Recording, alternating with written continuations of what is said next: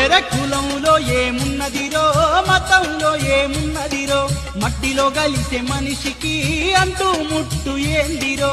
కులంలో ఏమున్నదిరో, మతంలో ఏమున్నదిరో, మట్టిలో కలిసే మనిషికి అంటూ ముట్టు ఏందిరో. అరే 4 రోజుల నాటకం ఈ మనిషి జీవితం, దాని కోసమెందుకురో లేనిపోని ఆరాటం.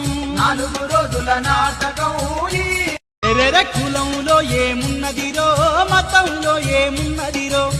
పవన్ కళ్యాణ్ గారిది ఒక డైలాగ్ ఉంటుంది, రావడం ఆలస్యం కావచ్చు కానీ రావడం మాత్రం పక్కా అంటారు సారా. అలాగా అరణ్యాన్ని, శేషాచలం అడవుల్ని ఆక్రమించుకుని ఏదో వారసత్వ సంపదగా వాళ్ళ హెరిటేజ్ అన్న దాంట్లో మా పూర్వీకుల నుంచి మాకు వచ్చింది అని చెప్తూ అక్కడికి రోడ్లు వేసుకోవడాలు ఇవన్నీ చేసి ఆయన చేసినటువంటి ప్రహసనం ఇదంతా కూడా మొత్తానికి బయటపడింది. మైనింగ్ శాఖ మంత్రిగా ఉండి వైఎస్ఆర్సీపీలో అత్యంత కీలకంగా పనిచేసి మంత్రిగా పనిచేసినటువంటి పాపాల పెద్దిరెడ్డి పుట్ట మొత్తం బద్దలు కొట్టారు డిప్యూటీ సీఎం పవన్ కళ్యాణ్. గతంలో చూసాం, అటవీ ప్రాంతంలో గెస్ట్ హౌస్ ఎవరు కట్టారంటే కూలీల కోసం కట్టాము, ఆ భూములన్నీ మావే అన్నారు. అటవీ మొత్తం వాళ్ళదిట, వదిలేస్తే మొత్తం ఆంధ్రప్రదేశ్ అంతా కూడా మా తాతకి గోచీ కింద ఇచ్చారు, గోచీ కానుక కింద ఇచ్చారు బ్రిటిష్ వాళ్ళు అని చెప్పే అవకాశాలు ఉంటాయి. వీళ్ళు అధికారం ఉంది కదా అని చెప్పి ఇష్టారీతిని వ్యవహరించి అక్కడ గెస్ట్ హౌస్లు కట్టుకుంటాం, కబ్జాలు చేస్తాం, ఇదంటే ముందు చూసేటువంటి అవకాశం లేదు. ఖచ్చితంగా అవన్నీ డెమాలిష్ అవ్వాల్సిందే, అన్నీ కూడా